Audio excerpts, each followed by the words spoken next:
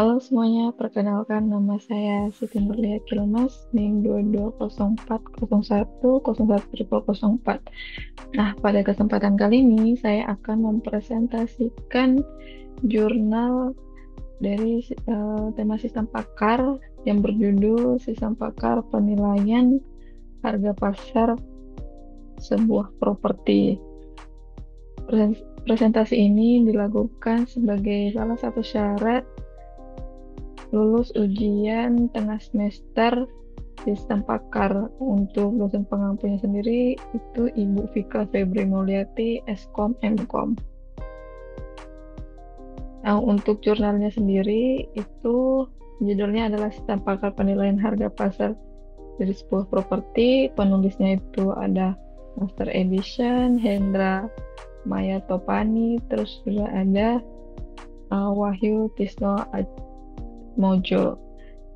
Tahun terbitnya itu tahun 2021 dan sumbernya itu adalah Jotica volume 6 nomor 2. Untuk doinya sendiri adalah ini. Terus kita masuk ke kelebihan dari jurnal ini. Nah, yang pertama ada 5.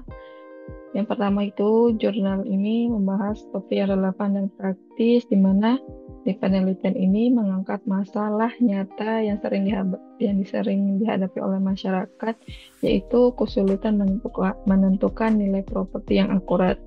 Misalnya, seorang pembeli rumah biasanya harus survei ke berbagai lokasi dan bertanya kepada warga sekitar untuk mengetahui harga pasar. Yang tentunya ini memakan waktu dan hasilnya belum tentu akurat. Terus yang kedua, itu metodologi prototipe yang tepat.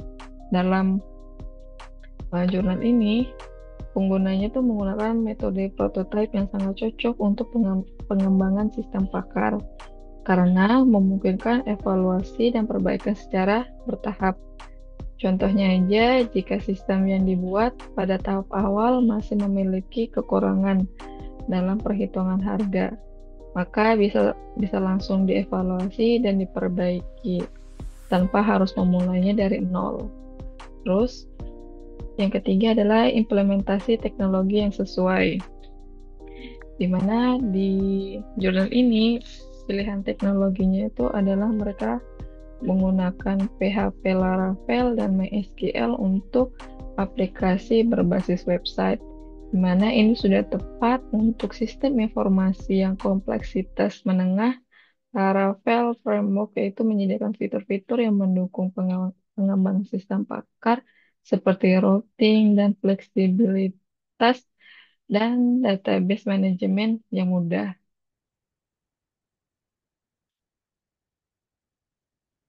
Lanjut, yang keempat itu ada pendekatan perhitungan yang komprehensif, di mana sistem ini tidak hanya menghitung nilai bangunan secara sederhana, tetapi juga mempertimbangkan berbagai faktor seperti indeks kemahalan properti. Nah, ini ada contohnya seperti faktor 0,23 untuk Kota Bogor, biaya tidak langsung seperti professional fee dan bahkan aspek pajaknya 10% dari total biaya.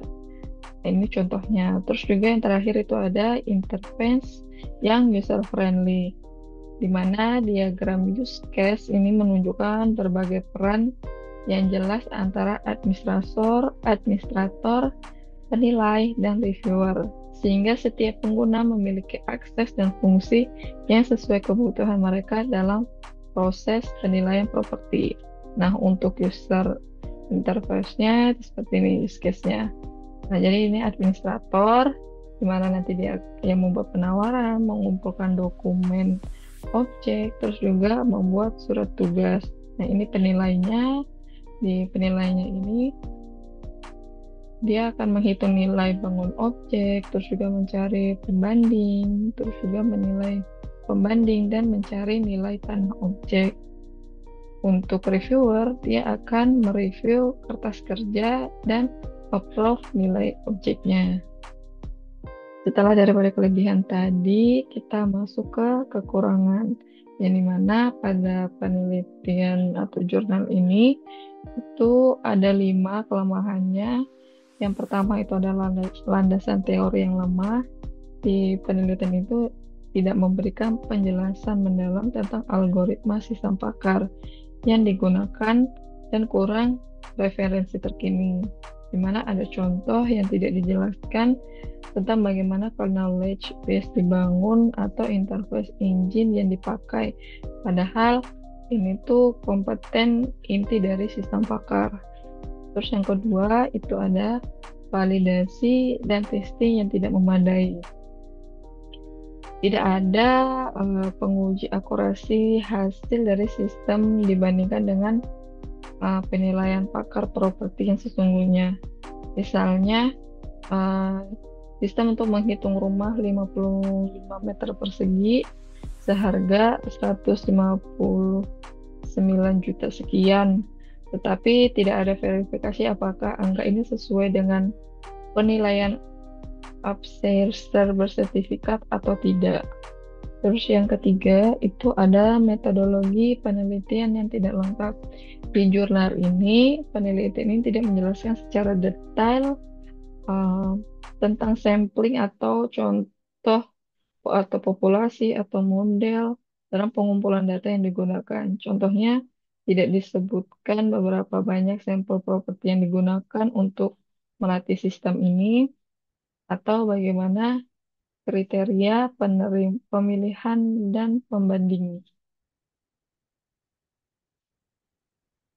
Yang keempat, itu ada keterbatasan cakupan yang signifikan, di mana sistem ini hanya fokus pada rumah tinggal yang radius pembandingnya itu maksimal 5 kilometer dan mempertimbangkan faktor ekonomi makro, sehingga kalau kita contohkan itu jadi sistem ini tidak memperhitungkan pengaruh suku bunga, inflasi, atau kondisi pasar properti secara umum yang sangat mempengaruhi harga. Terus yang terakhir, yaitu yang kelima, ada kualitas penulis yang rendah. Kualitas penulisan yang rendah, di mana di jurnal ini itu banyak terdapat kesalahan ejaan atau tata bahasa yang tidak konsisten dan struktur penulisan yang kurang akademis. Contoh nyatanya ada professionality, di mana ditulis tidak konsisten dan tidak menggunakan bahasa Indonesia, ada yang Inggris, dan banyak kalimat yang tidak efektif seperti untuk mendapatkan harga bangunan, maka penilaian yang akan di tab bangunan. Kurang lebihnya seperti itu. Baik, kurang lebihnya seperti itu. Presentasi dari saya, kurang lebihnya mohon maaf. Terima kasih.